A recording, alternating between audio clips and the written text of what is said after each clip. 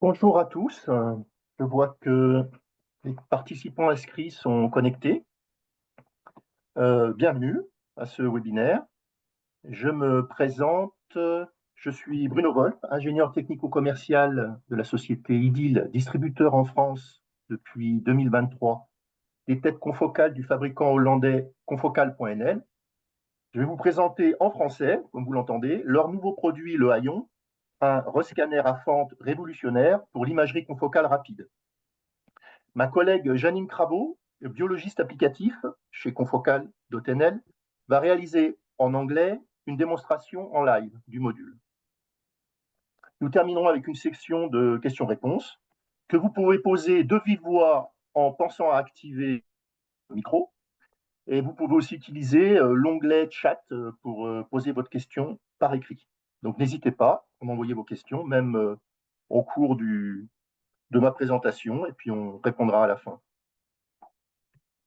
La technologie disruptive Rescan a été mise au point qu'en 2016, bien postérieurement après les microscopes confocaux à scanner classique apparus en 1969 et les spinning discs qui datent, eux, de déjà 1967.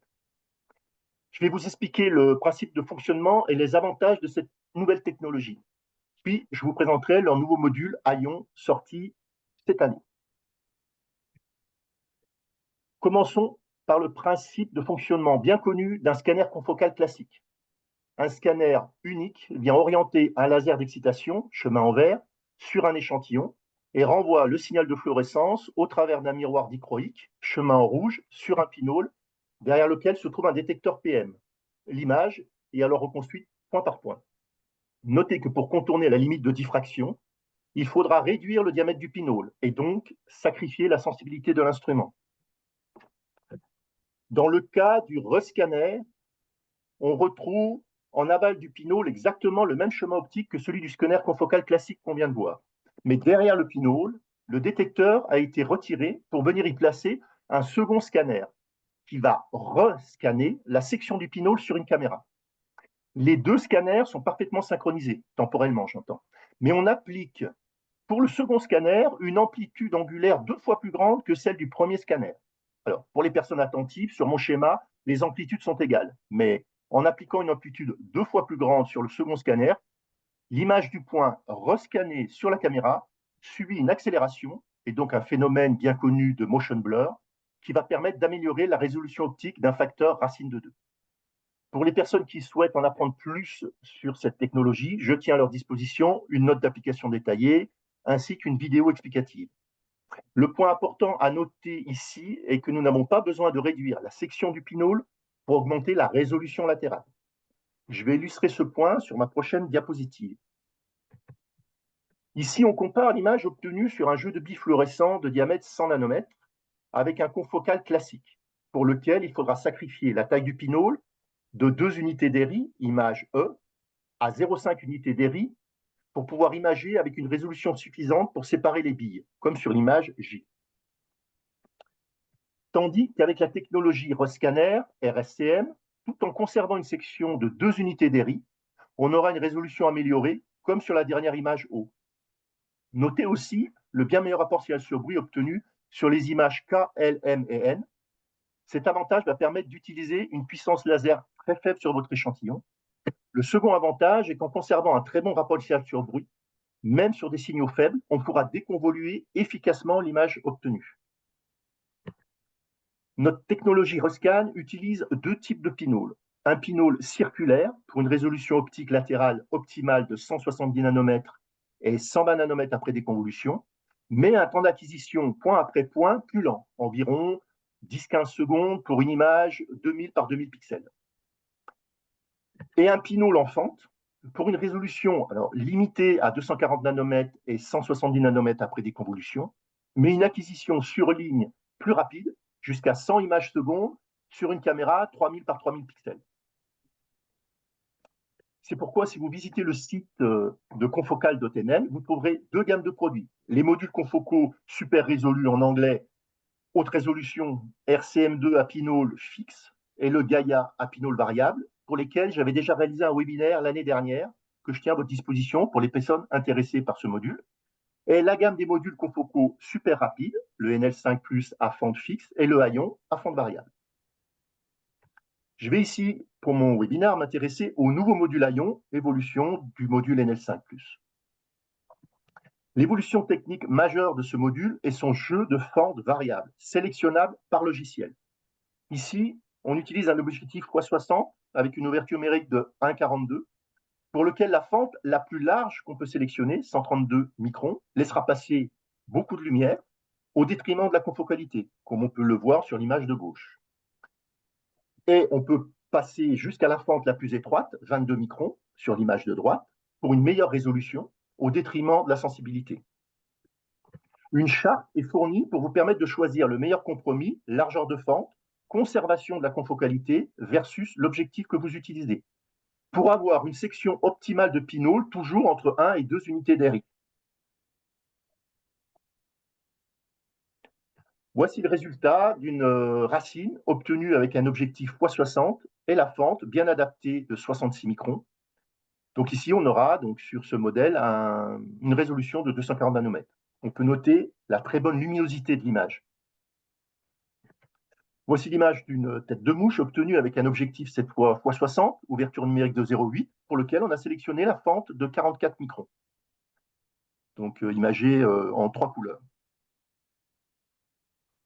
Le module AION, avec son éclairage en ligne, permet d'obtenir des images d'une très grande uniformité, comme vous pouvez le constater sur cet échantillon, ce qui en fait un outil adapté pour faire du stitching. Comme je l'ai expliqué, nous utilisons une très faible puissance laser, qui va vous permettre d'observer la croissance d'organoïdes pendant ici toute une journée, avec une acquisition toutes les 3 minutes, résolution latérale toujours 240 nanomètres, et là on aura une profondeur de 26 microns.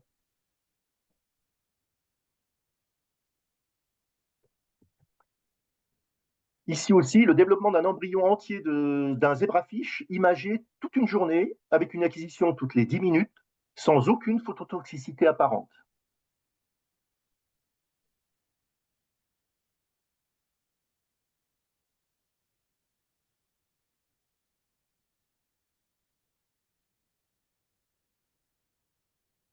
Un dernier exemple d'embryon de souris imagé en entier sur une hauteur de 140 microns après 24 heures de culture.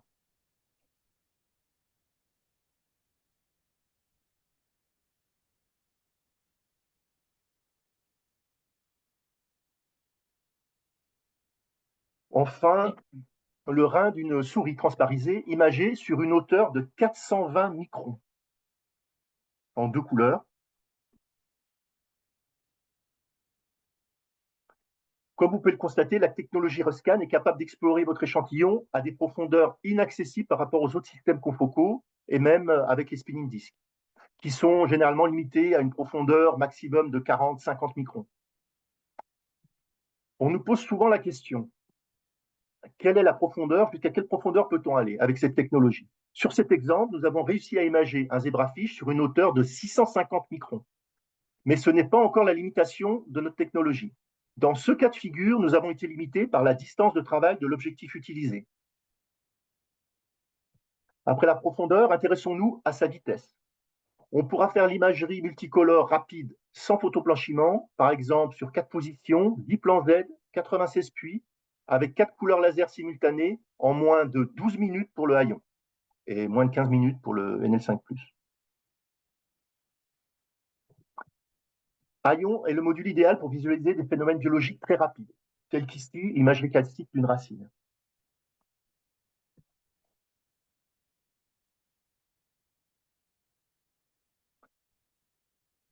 Mais ce qui rend Haillon vraiment spécial, ce n'est pas seulement sa vitesse, c'est son excellent rapport ciel-sur-bruit. Même lorsque vous imagez des échantillons avec des signaux très faibles, ici le cerveau d'un poisson, vous pouvez obtenir une image bien contrastée sans besoin d'augmenter la puissance du laser, et donc sans phénomène de photobleaching.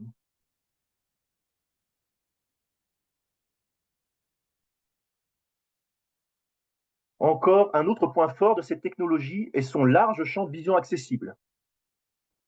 Avec le modèle NL5+, on aura un champ de vision de 18 mm.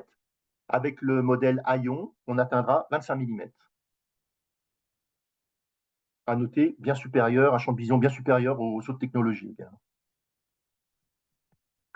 Grâce à son très bon rapport ciel-sur-bruit, cette technologie autorise une déconvolution efficace pour améliorer la résolution brute de 240 nanomètres pour le AION, ou NL5+, à 170 nanomètres déconvolué. De plus, l'image optiquement pure rescannée sur la caméra, comme je vous ai présenté tout au début, permettra aussi de réaliser cette déconvolution en temps réel. Pour terminer ma présentation, un tableau récapitulatif des spécifications du module AION et ses évolutions par rapport au module NL5+, avec un champ de vision plus large, donc 25 mm, 450 par 450 microns,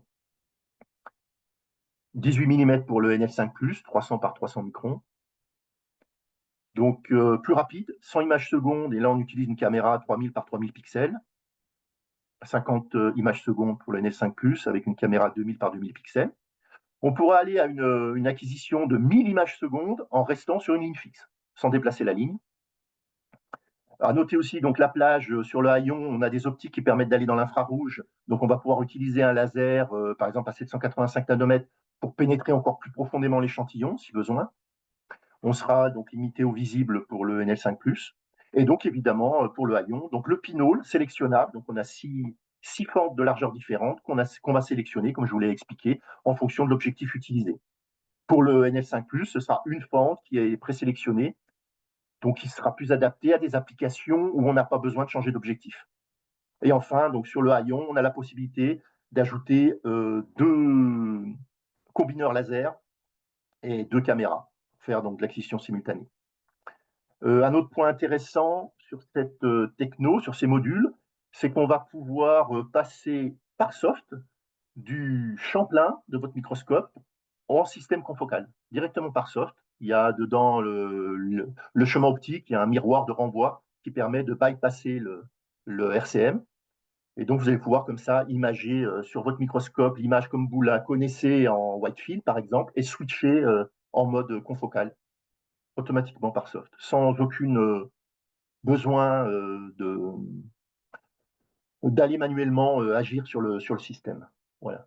Et donc, ces modules fonctionnent avec le Micromanager que ma collègue Janine Cravo va vous présenter. Je voulais terminer ma présentation avec une information tarifaire.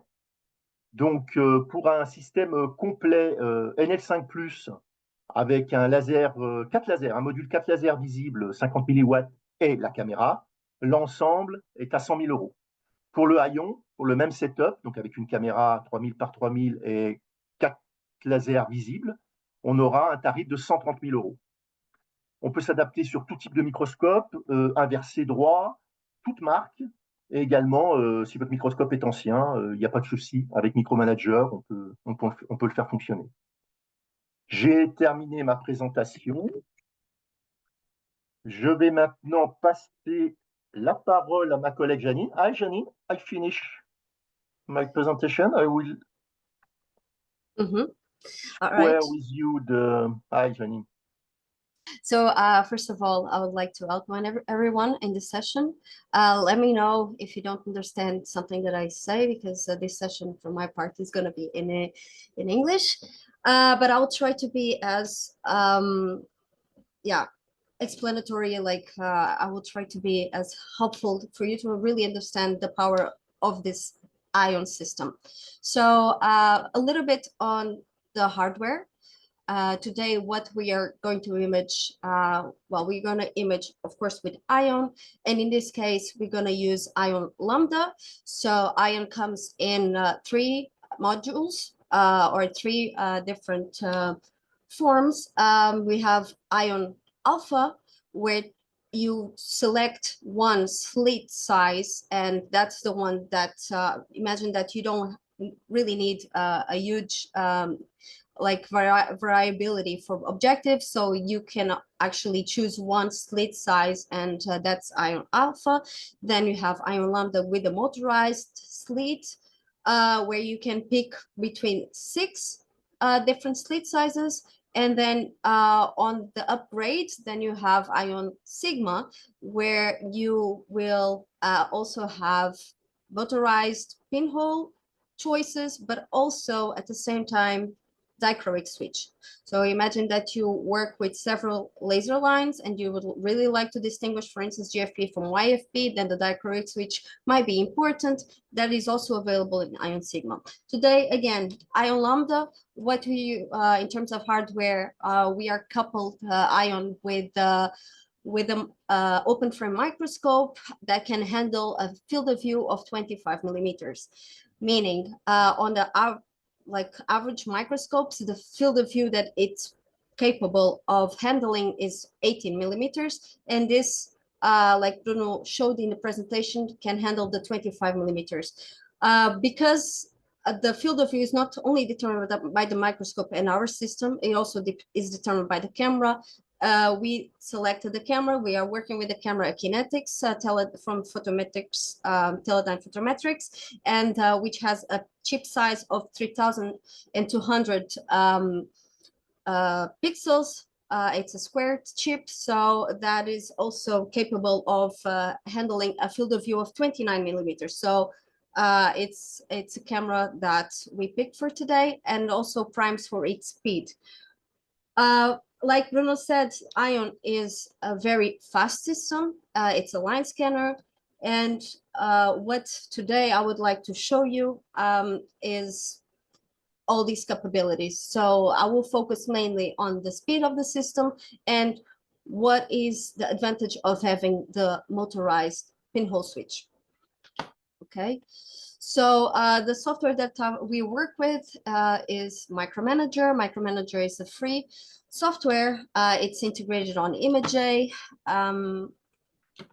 And what it can handle is so it can control every motorized part of the system, including microscope, X, Y, and Z stage, together with the switch between lasers, the speed of our scanners, and cameras, and etc. So everything can be programmed here on Micromanager.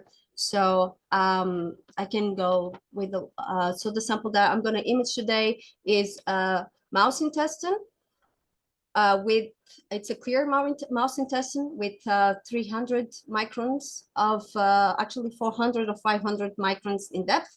And the objective that I'm gonna work with is a 60x silicon objective with 1.3 NA and a working distance of 300 microns.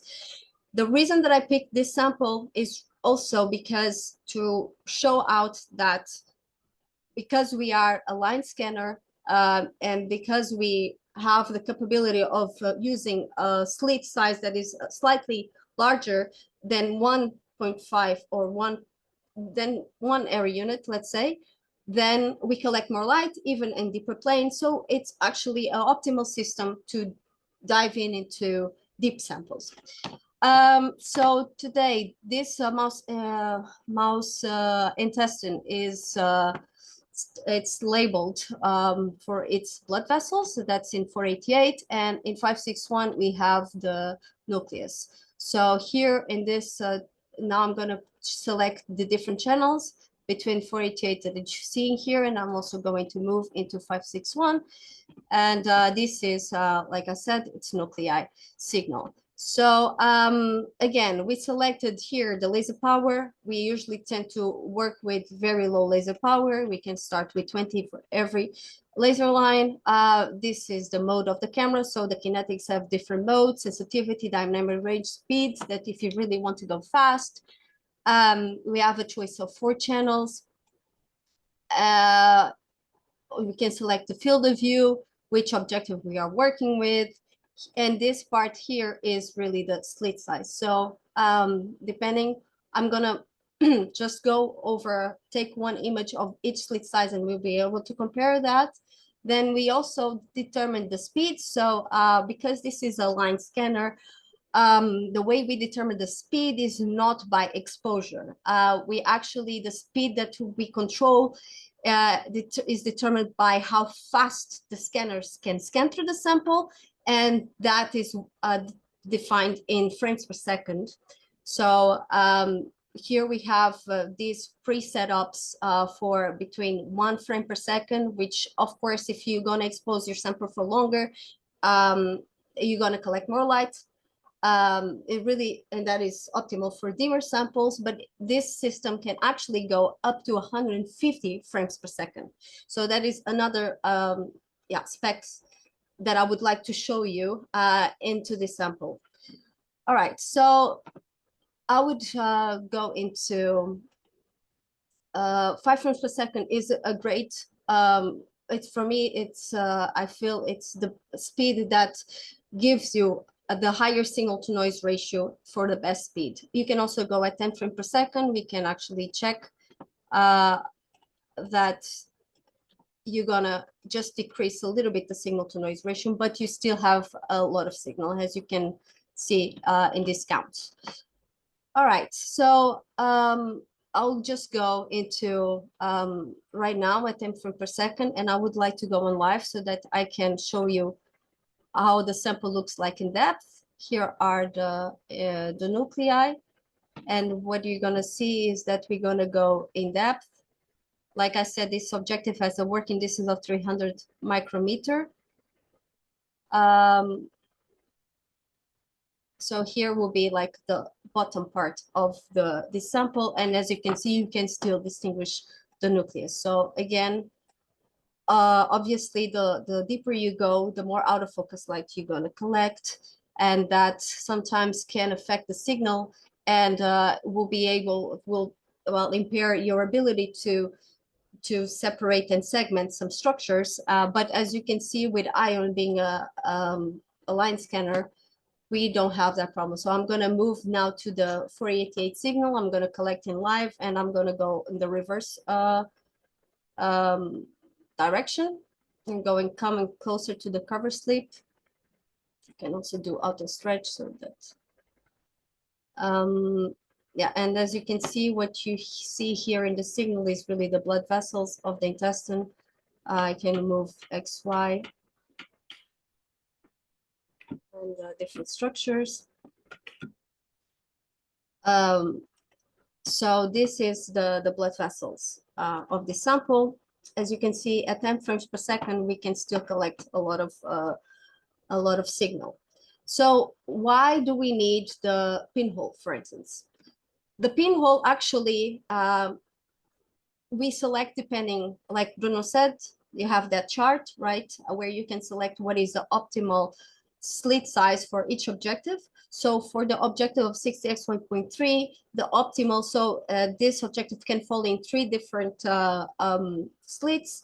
So we can go from the 44 up to the 88, although we can also move, we can also have some range. It really depends on the application, if you need a smaller slit because you really need the confocality. So that's what the slit controls, is signal intensity. So the larger the pinhole, you're going to end up having more intensity at the end. And if you want to more confocality, then you actually need to reduce the slit size. But the slit size does not affect XY resolution, but it will affect the Z. So if you're looking for better confocality, better Z resolution, axial resolution, then you have the flexibility to choose different slit sizes. So with this signal, I just wanted to give you an idea on how much different slit size can offer. So here right now, we have the, I'm going to move a little bit in Z.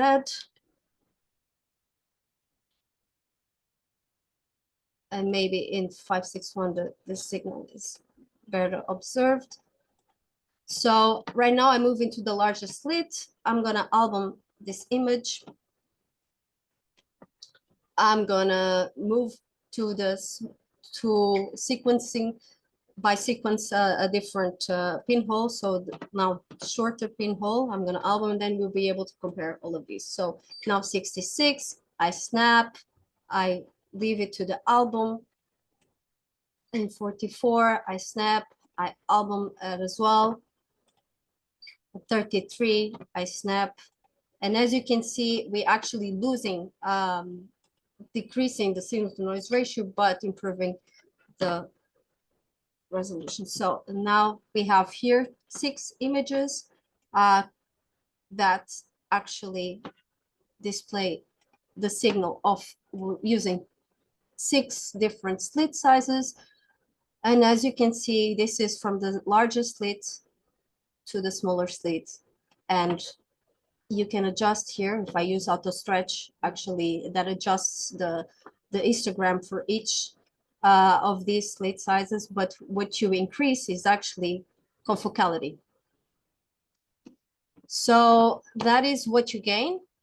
Pretty much you lose the signal, but then you, of course, you can play around with the speed, so longer exposure, let's put it like that, or higher laser power. So there's a lot of flexibility to play around with here. And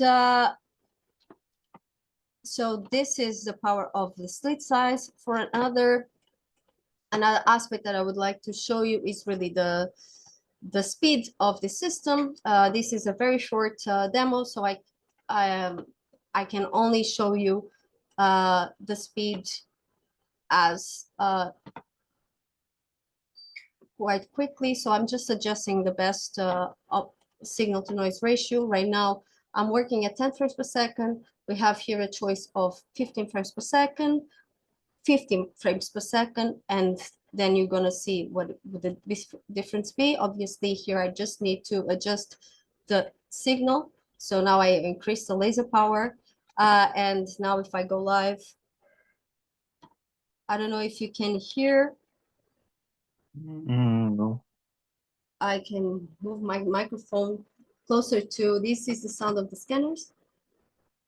And we can quickly do a time point here. So if I click here, multi-D acquisition, I just want to show you what a time point of 50 frames per second in one. Obviously, here you need to use only one color. If you're gonna do multi-colors, then the bottleneck is actually the change of colors. And that's not much we can do about it. So if I do a 200 count with 0 milliseconds interval, so go as fast as possible, 561, sorry, 561 and 50 frames per second. What you will see is an acquisition of, so it's done. So the software just lags a little bit on the display of these images.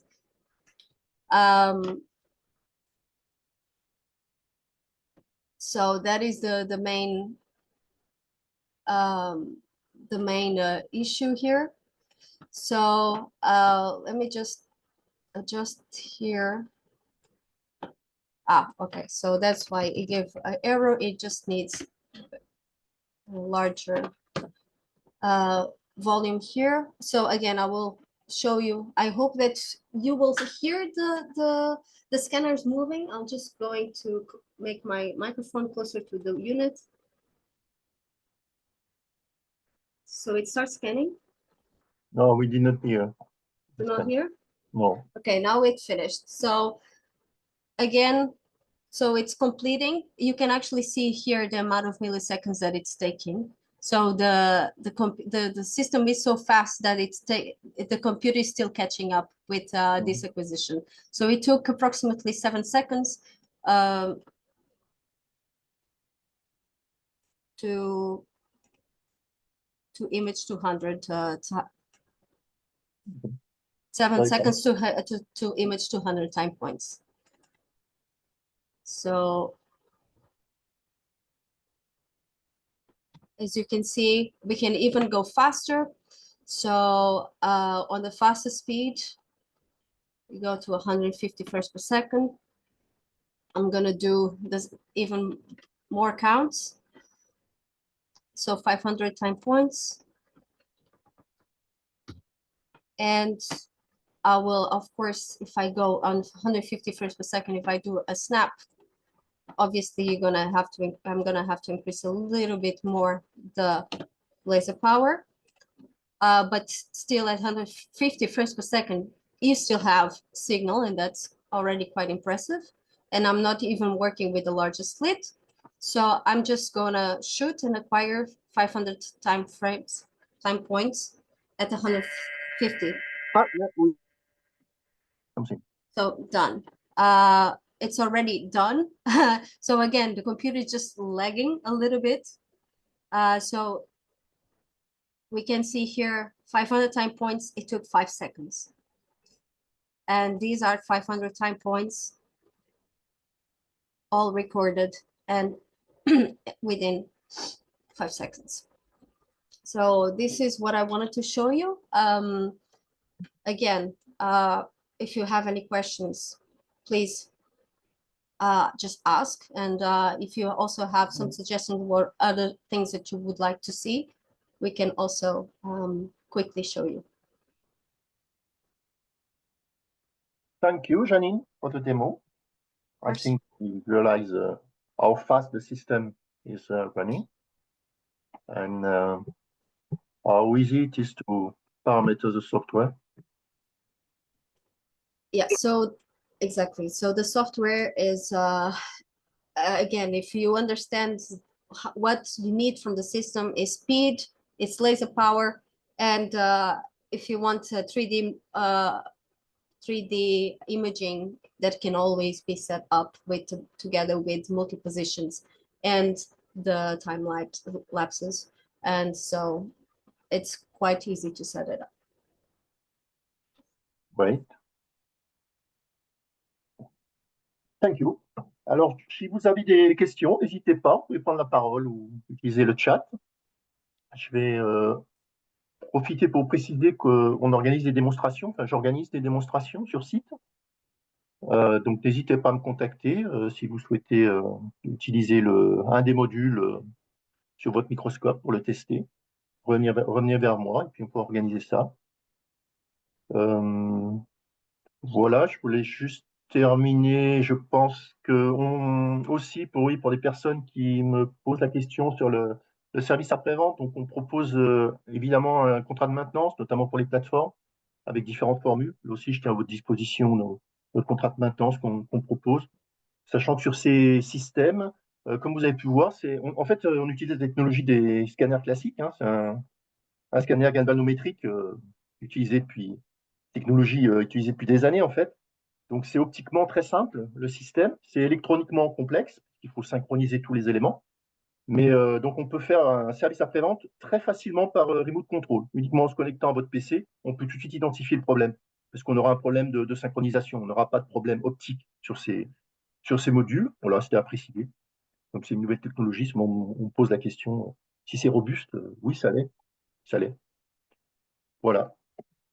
Eh bien, écoutez, je remercie les participants et on aura terminé là cette session. Bonne journée à tous. Au revoir. Hi, Janine. Bye bye. Thank you for the demo. Thank you. Bye bye.